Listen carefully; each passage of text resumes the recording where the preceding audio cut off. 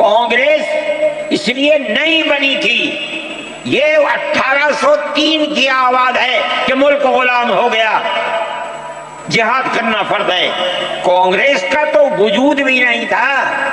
कांग्रेस तो 28 दिसंबर 1985 को बनी है और उसका पहला इजलास बंबई के अंदर हुआ है। बिस्मिल्लाहिर्रहमानिर्रहीम, अल्हम्दुलिल्लाह। दोस्तों, आप देख रहे हैं HN हरिद्वार न्यूज़। मेरा नाम मोहम्मद वक़ार ज़िया। आज की सबसे बड़ी खबर की ओर चलते हैं। दिल्ली में जमीयत उलमाए हिंद के प्रमुख मौलाना सैयद अरशद मदनी का एक बड़ा बयान सामने आया है।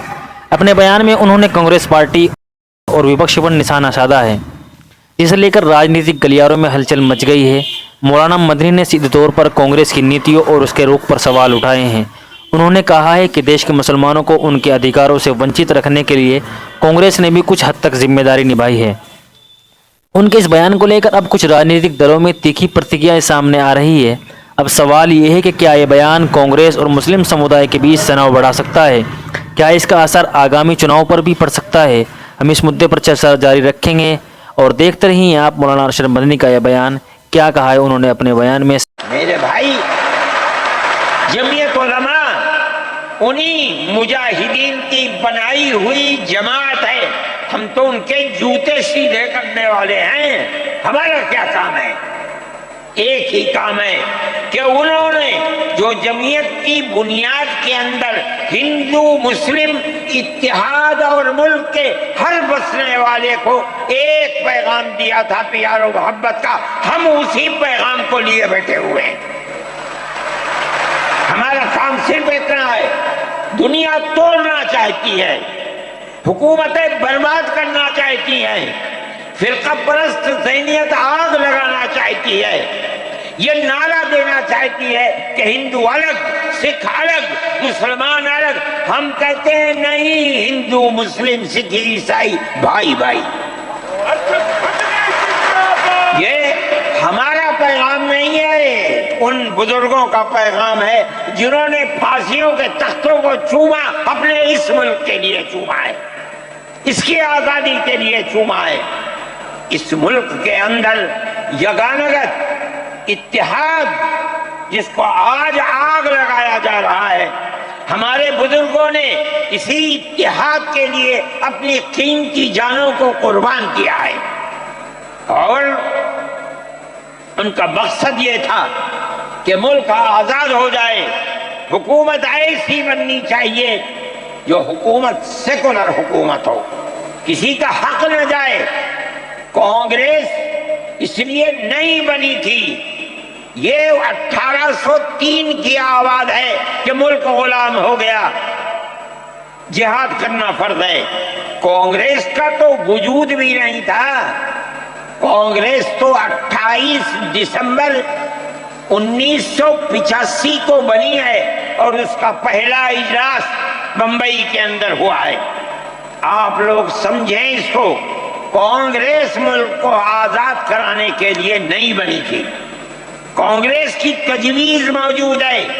वो कहते हैं कि हिंदू मुस्लिम मुल्क के बसने वालों की इस जंग व जिदाल से दो जिहाद, सन 32 का 1857 का, इस जिहाद के नतीजे में जो बरतानिया की हुकूमत और हिंदुस्तान की हुकूमत में दूरी पैदा हो गई है, कांग्रेस का मकसद था कि उस दूरी को खत्म कर दिया जाए, मुल्क को अपने गर्दन से जंजीर गुलामी की निकाल कर तोड़ दिया जाए। कांग्रेस का मकसद नहीं था। मैं आपसे कहता हूं, ये बात है और कांग्रेस की तजवीज में मौजूद है, कोई इसकी तरदीद नहीं कर सकता। किसी ने हजरत गंगोही रहमतुल्लाह अलैह से पूछा कि एक जमात बनी है जो हिंदुओं ने बनाई है अंग्रेज के साथ मिलकर, क्या मुसलमान उस जमात में शरीक हो सकता है? हजरत ने फतवा दिया और ये कहा कि जिस तरह अपने कारोबार में हिंदू मुसलमान शरीक हो सकता है, इसी तरह इस पार्टी के अंदर भी हिंदू मुसलमान शरीक हो सकता है, बशर्ते के दीन को कोई नुकसान न पहुंचे। اس فتوے کا نام ہے نصرت الابرار، جو پرانی یونین مکتبیں ہیں، لائبریریاں ہیں، یہ آج بھی وہاں موجود ہے۔ یہ صرف فتویٰ نہیں ہے، یہ اس لیے ہے کہ یہ اشارہ ہے کہ مسلمانوں کو کانگریس کے ساتھ شریک ہونا چاہیے اور کانگریس کے اس نظریے کو بدلنا چاہیے، کانگریس کے اندر مستقل غلامی کی زنجیر کو توڑنے کے لیے اور انگریز کے ساتھ جہاد کرنے کے لیے تیار کرنا چاہیے۔ مسلمان جوق در جوق اس کے اندر شریک ہوئے، کانگریس کے اس نظریے کو بدل دیا اور کانگریس کو ملک کی آزادی کے لیے کھڑا کر دیا۔ یہ مسلمان کا، علماء کا، جمعیت علماء کا کردار ہے۔ کوئی مانے نہ مانے، تاریخ میں لکھی ہوئی چیزیں ہیں، ہم سے پوچھے ہم وہ تاریخ کی لکھی ہوئی چیزیں دیں گے۔ ہماری تاریخ کو مٹا دیا گیا۔ وہ طبقہ جو آج ملک کے اندر اسلام اور مسلمانوں کو دفن کرنا چاہتا ہے، وہ ہماری تاریخ کو دفن کرنے کے اندر کامیاب ہو گیا۔ مگر ہم کہتے ہیں یہ ہماری تاریخ ہے۔ میرے بھائی، ملک اسی طرح چلتا رہا، جیسے جیسے آزادی قریب آتی رہی، جمعیت علماء ہند وہ تنہا ایک جماعت تھی جو برابر موتی لال نہرو، جواہر لال نہرو، گاندھی جی سے یہ بات کہتی رہی کہ ہمیں ضمانت دو، ہم 143 سال ہیں ہماری زندگی، جہاد کی زندگی، ہمیں یہ ضمانت دو کہ ملک آزاد ہوگا تو اس کا کردار سیکولر کردار ہوگا، دستور سیکولر دستور ہوگا، جس کے اندر ہندو، مسلمان، سکھ، پارسی، عیسائی ہر ایک کو اپنے مذہب کے ساتھ جینے کا حق ہوگا اور حکومت کا کوئی مذہب نہیں ہوگا۔ ہمارے پاس تجویزیں موجود ہیں، برابر ہمیں مفتی کفایت اللہ صاحب جو جمعیت علماء کے اس وقت صدر تھے، نام لے کر ان کے پاس موتی لال نہرو، گاندھی جی، یہ لوگ اپنی ورکنگ کمیٹیوں کی تجاویز بھیجتے ہیں، مفتی صاحب کرم فرما، مفتی صاحب یہ ہے کہ ہمارا ملک جب آزاد ہوگا ہم گارنٹی دیتے ہیں کہ ملک سیکولر ملک ہوگا۔ اس کا کیا مطلب ہے؟ ہمارا کردار، ہمارا مذہب، ہمارا وقت، ہر چیز آزاد رہے گا، مسلمان جس طرح چاہے گا اپنی زندگی گزارے گا، اپنے مذہب کو سینے سے لگا کر زندگی گزارے گا۔ میں یہ بات صرف ہوائی نہیں کہہ رہا ہوں، آپ غور سے اس تحریر کا ایک ایک لفظ سنیں۔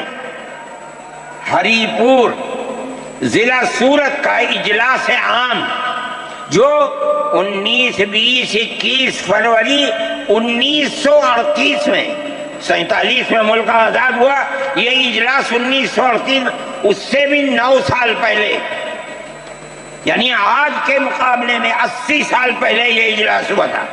اس کے اندر تجویز دیکھیے آپ، ورکنگ کمیٹی نے 1937 میں اپنی کلکتے کی میٹنگ میں اقلیتوں کے حقوق پر جو تجویز پاس کی تھی اسے یہ کانگریس منظور کرتی ہے، اس وقت کی بات ہے، اور نئے سرے سے اعلان کرتی ہے کہ ہندوستان کی اقلیتوں کے تمدنی، مذہبی اور لسانی حقوق کی حفاظت کرنا کانگریس کا پہلا فرض اور بنیادی پالیسی ہے، تاکہ حکومت کی کسی بھی ایسی اسکیم میں جس میں کانگریس شریک ہو، اقلیتوں کو ترقی اور نشو و نما کا زیادہ سے زیادہ موقع مل سکے۔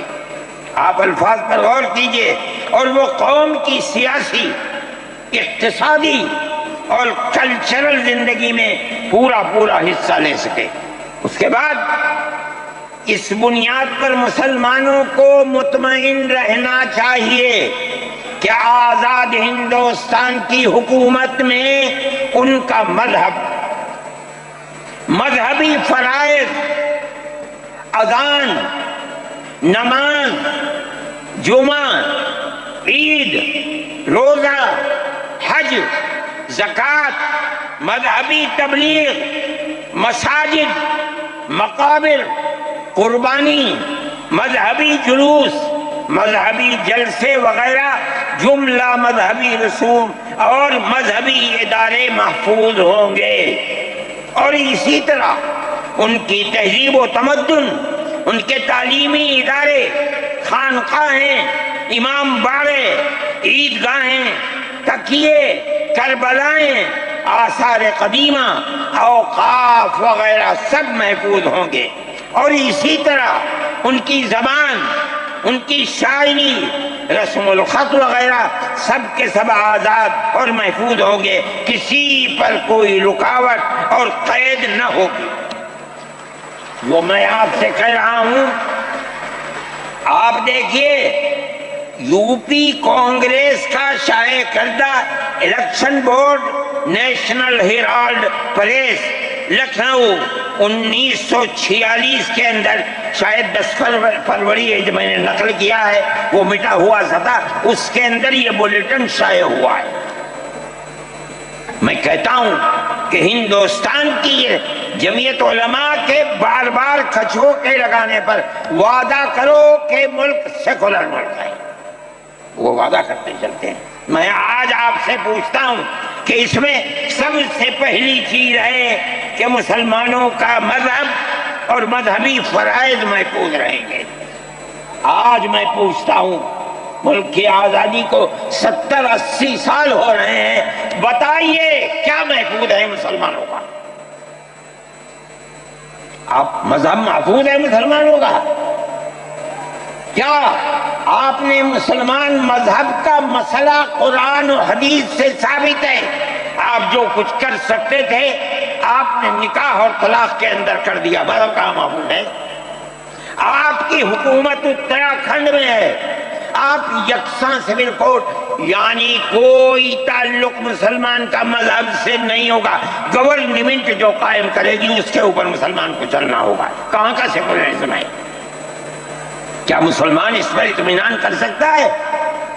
آپ کی زندگی اور آپ کی حکومت کا بنیادی ناپاک پتھر یہ ہے کہ مسلمان کو اپنے مذہب سے آپ دور کر دیں۔ کیا آپ اسے قبول کریں گے؟ یہ آج کی حکومت کا یہ مسئلہ ہے۔ مذہبی فرائض کہاں کے آپ زندہ رہ گئے؟ آج آپ نے مسئلہ بنایا ہے کہ اتراکھنڈ کی ریاست اور شہروں کے اندر مسلمان جو 50 سال سے آباد ہے، آباد بھی نہیں رہ سکے گا۔ یہ آپ کا کردار ہے، یہ تصویر ہے، اور ناپاک تصویر ہے۔ ہم کہتے ہیں اس تصویر کو آپ پیش کر رہے ہیں، یہ تصویر سیکولر دستور کی تصویر نہیں ہے۔ ہمارا آج کا یہ کنونشن سیکولر دستور کی حفاظت کے لیے ہے۔ کہاں ہے جی؟ کیا کر رہے ہو؟ اس ملک کو، ملک میں رہنے والوں کے لیے جہنم بنا رہے ہو۔ جمعیت علماء اس کو قبول نہیں کرتی۔ ہم تو کہہ رہے ہیں اس بات کو، کسی کی زبان اٹھتی ہو یا نہ اٹھتی ہو، لیکن ہم کہتے ہیں کہ جو ہو رہا ہے وہ ملک کو آگ لگانے کے لیے، دستور کو آگ لگانے کے لیے ہو رہا ہے۔ جمعیت علماء اسے قبول نہیں کرے گی۔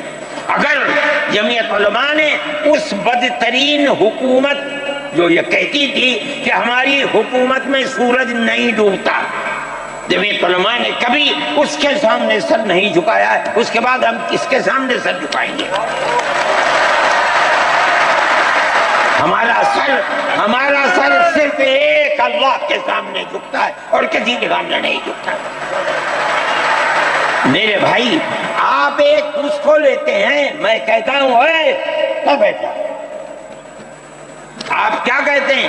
اس کے اندر جہاں ہے وہاں اسی طریقے سے اوقاف وغیرہ سب محفوظ ہوں گے۔ اوقاف محفوظ ہیں، یہ آپ کے سامنے حضرت مولانا بیٹھے ہوئے ہیں، تقریر کی ہے۔ اوقاف کو ہڑپنا چاہتے ہیں۔ ہماری مسجدیں اسی دلی کے اندر 400 500 سال کی مسجدیں ہیں، جس میں جمعیت علماء کا دفتر بنا ہوا ہے، عبد النبی اکبر کے زمانے کی مسجد ہے۔ اور کتنی مسجدیں ہیں جن کے پاس اوقاف اللہ اکبر، لاکھوں کروڑ کے اوقاف ہیں۔ جونپور میں جا کر کے دیکھو کیسی مسجدیں ہیں، دلی کے قرب و جوار میں دیکھو کتنی بڑی بڑی مسجدیں ہیں۔ ہندوستان کا وہ طبقہ جو ان مساجد کے اوقاف کو ہڑپ کرنا چاہتا ہے، کہتا ہے اگر کسی وقف زمین یا مسجد یا کسی بھی چیز کے کاغذات وقف کے نہیں آئے اس کو وقف نہیں مانا جائے گا۔ کون 500 سال پرانے کاغذات لا کر کے پیش کر دے گا؟ قانون یہ تھا کہ جو مسجد بنی ہے، جو وقف پر بنتی ہے وہ وقف ہے۔ آپ کو کیا درد ہے کہ آپ اس وقف کو ختم کرتے ہیں؟ اس کا مطلب ہے مسلمانوں کی زمین کو ہڑپ کرنا چاہتے ہو، حرام کھانا چاہتے ہو، اس لیے ان اوقاف کو ہڑپ کرنا چاہتے ہو۔ ہم اس کو قبول نہیں کرتے۔ اوقاف ہمارے آباء و اجداد کے کیے ہوئے ہیں، اوقاف اللہ کی ملکیت میں دیے ہوئے ہیں، مسجدیں بنی ہوئی ہیں، آپ ان کی حفاظت کیجئے، اس لیے کہ ہم اس ملک کے رہنے والے ہیں، ہم باہر سے آئے ہوئے نہیں ہیں۔